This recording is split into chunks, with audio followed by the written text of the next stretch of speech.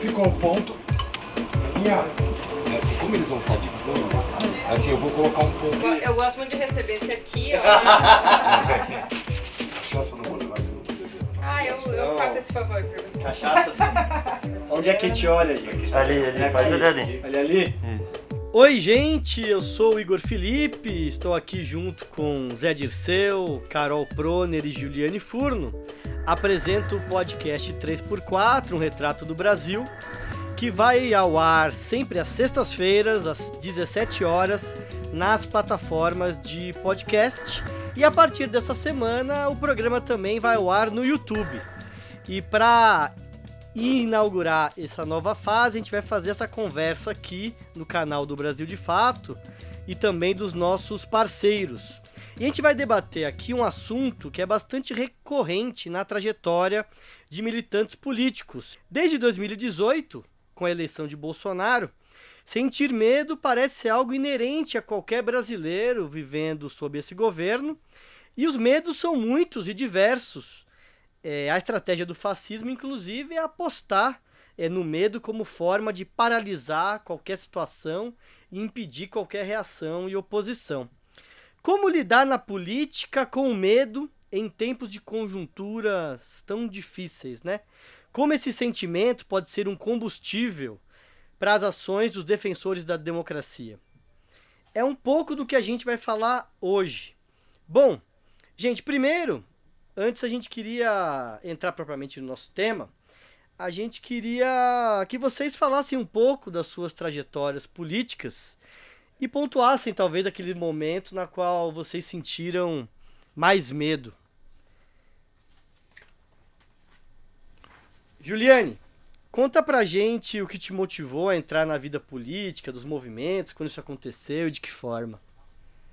É difícil resumir assim, né? Mas vamos lá, eu não tinha nenhuma vocação pregressa assim para ser militante, né? Venho de uma escola pública na periferia de Porto Alegre, os meus pais não são militantes, não são de esquerda, não fizeram faculdade, por isso também não oxigenaram várias ideias, né, que o ambiente da universidade permite, né, a gente circula em outros ambientes, conhece outras organizações, e aí eu acabei por um motivo que chama medo, olha que curioso, que é eu tenho um medo, que, enfim, não tem muito a ver com política, mas eu sou uma pessoa um pouco claustrofóbica, e aí eu tenho medo de ficar em lugares fechados. E aí, quando eu fui estudar no ensino médio, lá no Rio Grande do Sul, a Secretaria da Educação manda uma carta pra gente, na 8ª série, e a gente tem que dizer que escola que a gente quer estudar por ordem de preferência. E aí eles vão tentar nos realocar nas escolas que tem vaga a partir da preferência que a gente colocou em primeiro lugar. E aí os pais querem que a gente coloque as escolas técnicas, né, as escolas públicas que têm técnico. E tem uma escola lá que nenhum pai quer que nenhum aluno estude, que nenhum filho estude, que chama Julinho, que é a escola que a Elis Regina estudou, Brizola estudou, Luciana Genro estudou, o Luiz Eurico Teixeira de Lisboa estudou, vários quadros da esquerda estudaram, que na minha geração ali no início dos anos 2000 era conhecida como a escola que saíam, né, os maiores drogados da esquerda, as bandas de rock gaúcho e a militância do movimento estudantil progressista, especialmente do PT. E aí a escola sobrava vaga, porque também é uma escola muito grande, estudava 5.000 alunos, só que era uma escola aberta. Ela não tem portão, né? A pessoa podia sair a qualquer momento e voltar. Tinha essa concepção de liberdade. E eu, como uma claustrofóbica, fui lá. Não contei pra minha mãe. Disse que eu tinha colocado o Julinho em último, porque não tinha mais opção, mas coloquei o Julinho primeiro. E aí caí no Julinho. E aí na primeira semana de aula já teve uma manifestação contra o aumento da passagem, e aí eu já achei legal, aí fui, aí já apanhei da polícia, eu lembro que abri o supercílio aqui, e aí fiquei com medo, mas também já achei legal, adrenalina, e aí já entrei no Grêmio Estudantil, e entrei na época no PT, e, enfim, virei militante, e foi, inclusive, por causa da militância que eu fui fazer universidade, a minha vida mudou radicalmente, inclusive mudou muito a relação dos meus pais com a política. Hoje em dia eles gostam e admiram a esquerda, admiram a própria militância, porque, enfim, materialmente também, subjetivamente, a minha vida mudou muito, porque as minhas referências passaram a ser esses militantes.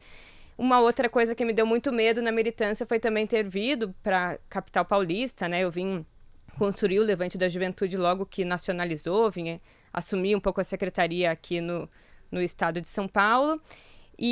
Mas esse medo de 2018 para cá, na verdade de 2014 para cá, né, desde as eleições, é uma coisa muito nova que a gente tem experienciado e que claro, falar do lado do Zé Dirceu é quase idiota, assim, porque eu imagino que a proporção do medo seja muito ridícula.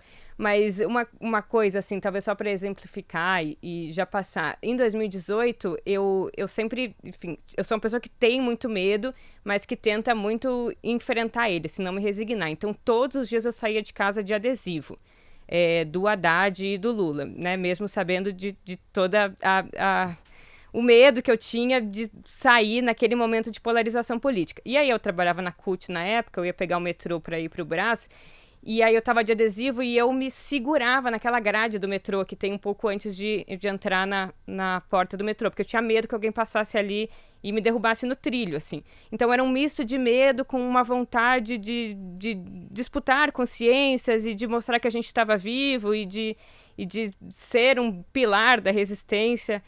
E que eu acho que, enfim, e hoje em dia, assim, o medo da criminalização da política, né? O medo da perseguição política, o medo mesmo de ter ido para as ruas no 7 de setembro, né? O medo da violência, o medo do fechamento do regime, o medo de viver num período de maior estreitamento das margens democráticas, mas também o medo da desesperança com a situação econômica. E aí eu termino por aqui, assim, eu acho que eu pelo menos sou fruto de uma geração dos anos 2000 que acessou a universidade, que teve condições de estudar sem ter vínculos de emprego mais formais e que hoje sofre de um desalento intelectual e de realização profissional, que é também um medo muito significativo que afeta a nossa moral, né?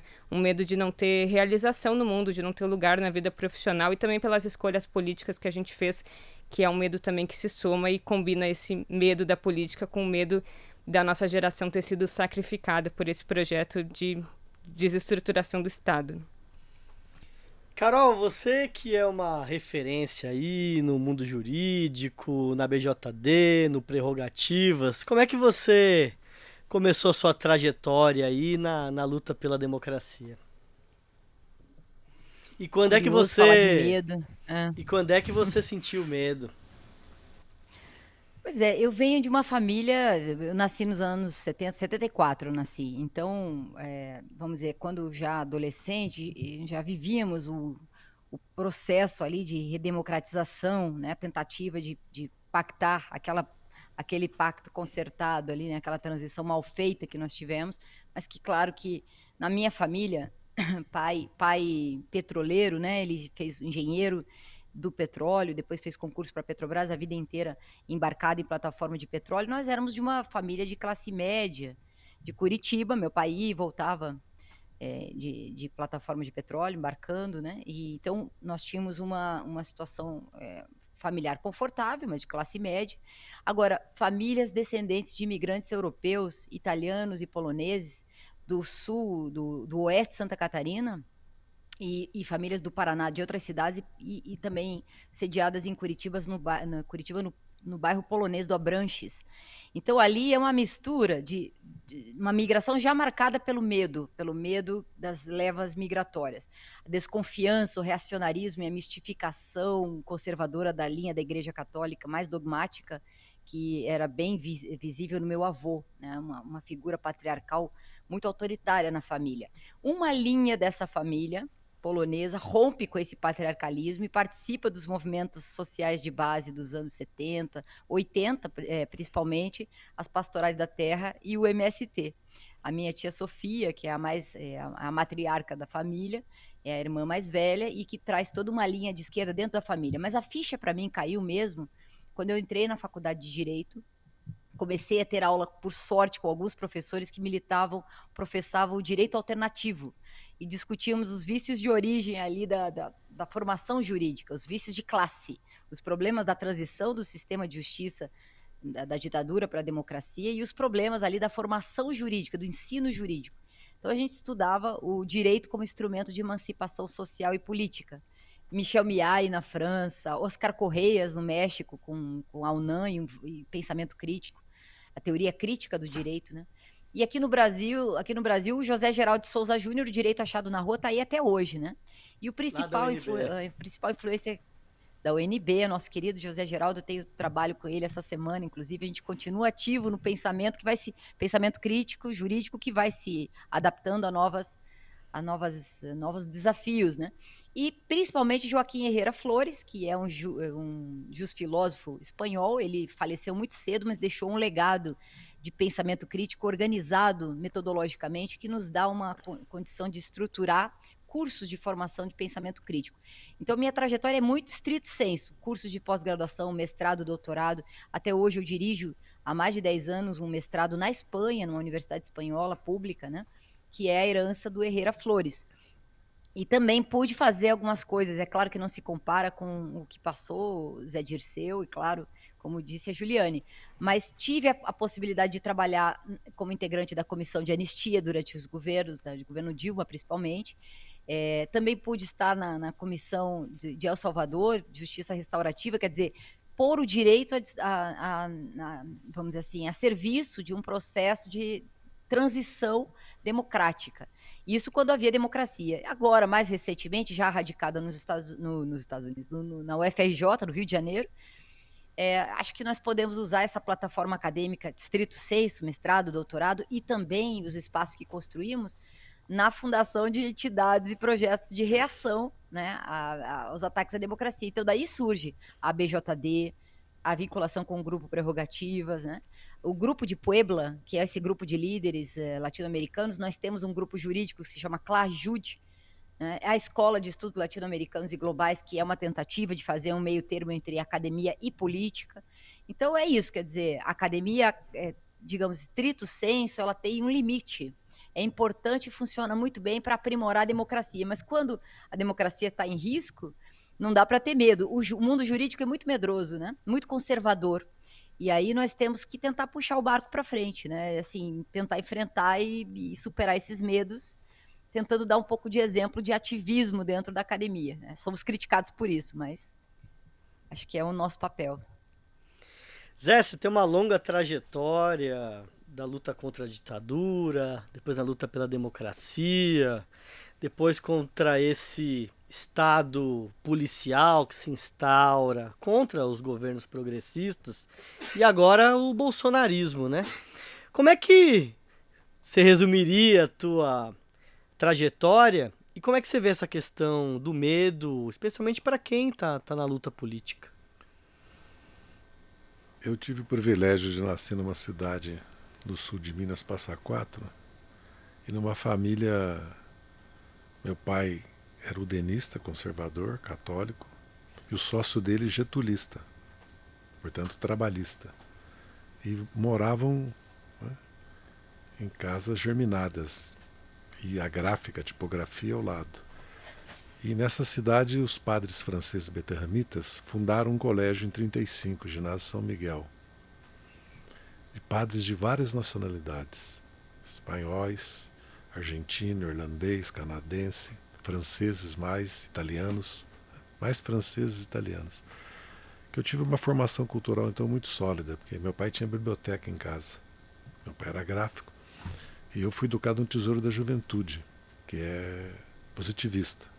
A introdução é do Clóvis Bevilacqua. Até eu pensei que era o Oliveira Lima, mas o Aldo Rebelo me corrigiu, que é o Clóvis Bevilacqua. Então eu tive um privilégio, né? A política dentro de casa, a luta política. Meu pai foi candidato a vice-prefeito. Minas, né? Juscelino. Eu cresci sobre a era Juscelino, né? Meu pai abriu cadernetas de poupança para os filhos, que eram para compor, né, o capital de Três Marias e Furnas, né? Era poupança a prazo, né? 10 anos, 20 anos, se transformava em ações, né? Eu, como milhões de brasileiros, tive que sair de casa com 13, 14 anos, porque a família não tinha como sustentar mais, também não tinha ensino médio na cidade, e eu optei por vir para São Paulo. Comecei como office boy, fiz o Colégio Paulistano, que também tive o privilégio, que era uma escola dos irmãos Pasquale, que eram educadores.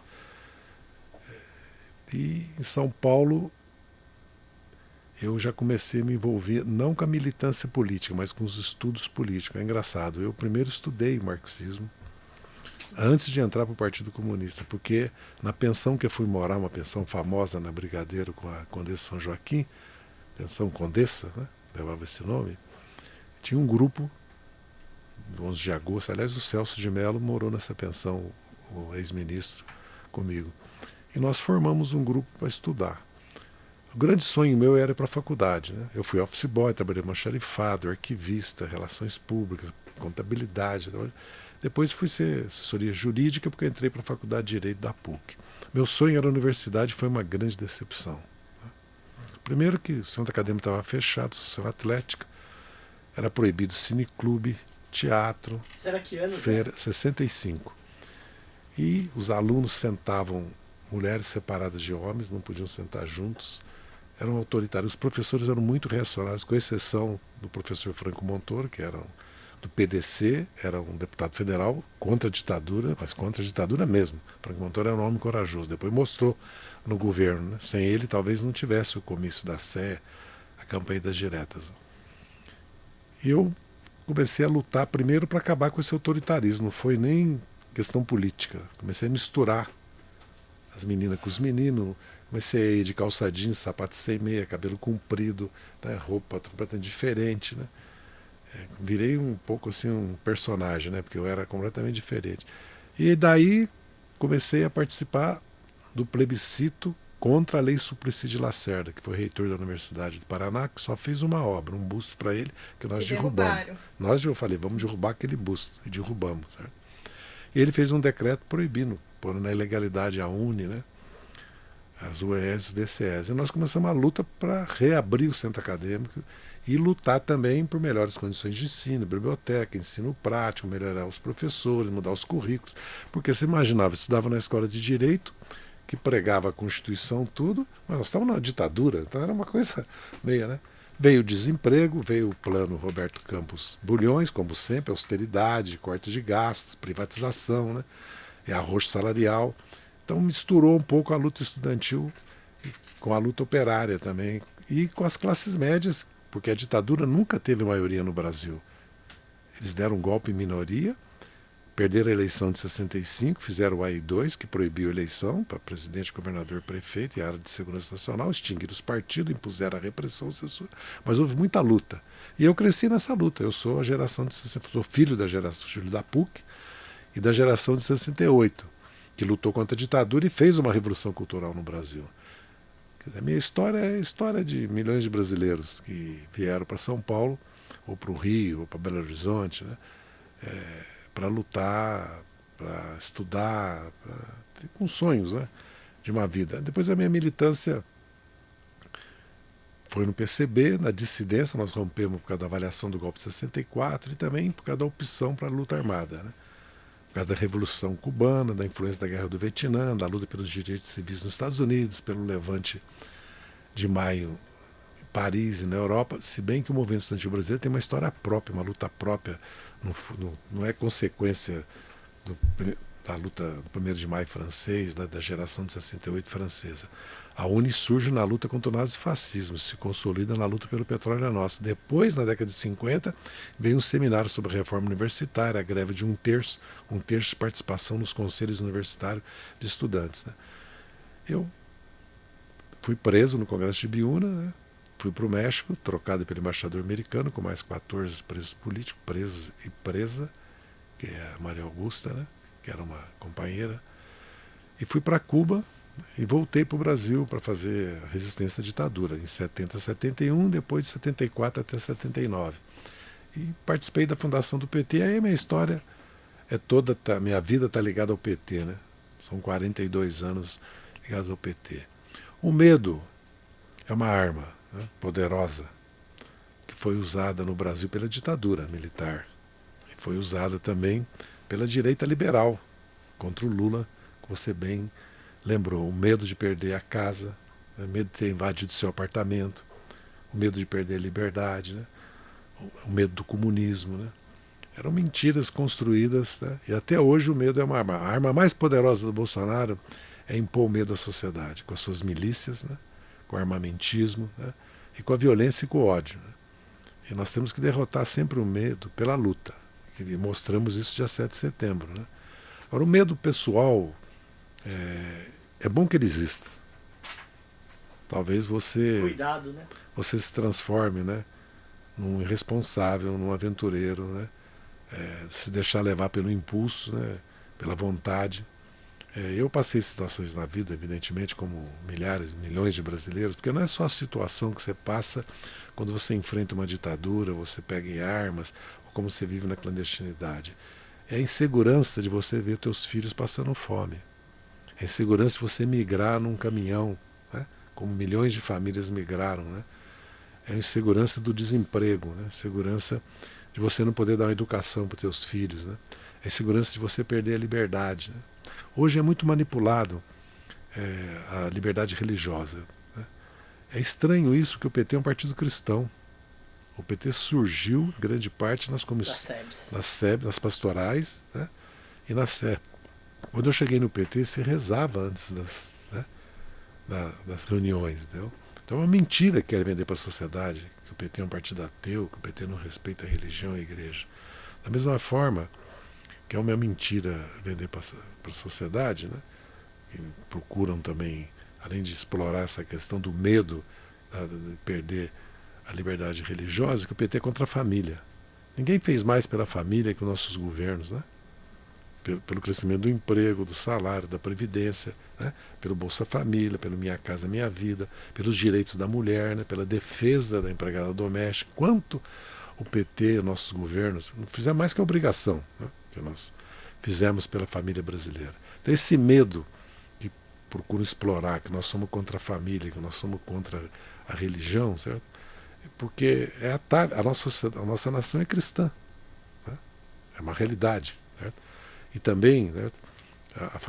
Para mim, a família é uma das coisas mais importantes que tem. Agora, o problema é que eles querem impor um tipo de família, uma visão de família, né?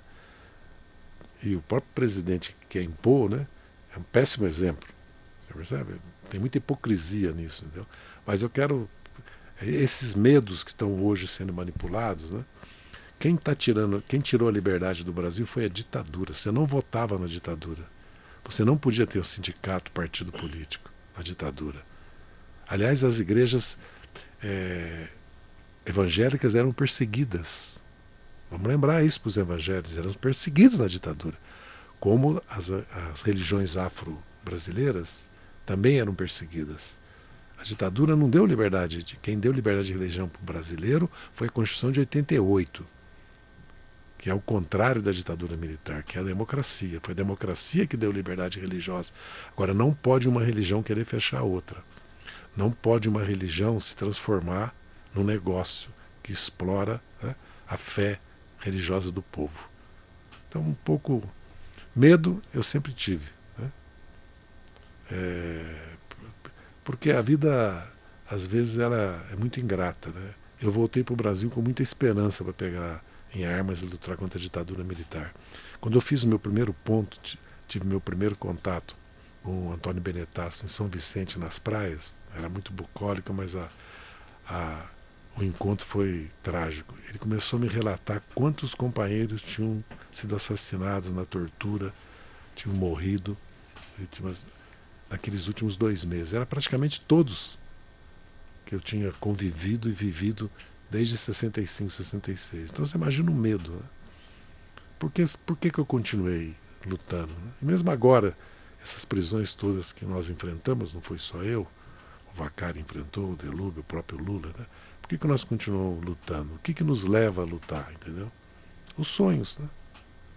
Porque nós temos uma razão de ser, que no fundo, né, é o que o Lula mostrou no governo que nós somos capazes de fazer pelo Brasil, entendeu? Então é um pouco isso que... Agora, eu não fiz nada comparado com os milhões de brasileiros que enfrentaram a seca, a fome, o desemprego, essas milhões de mulheres que criaram 8, 10 filhos nas piores condições e ver hoje com orgulho que esses filhos, né, foram à universidade, né, que nós estamos vendo. Então eu não tenho nenhum auto-orgulho da minha vida.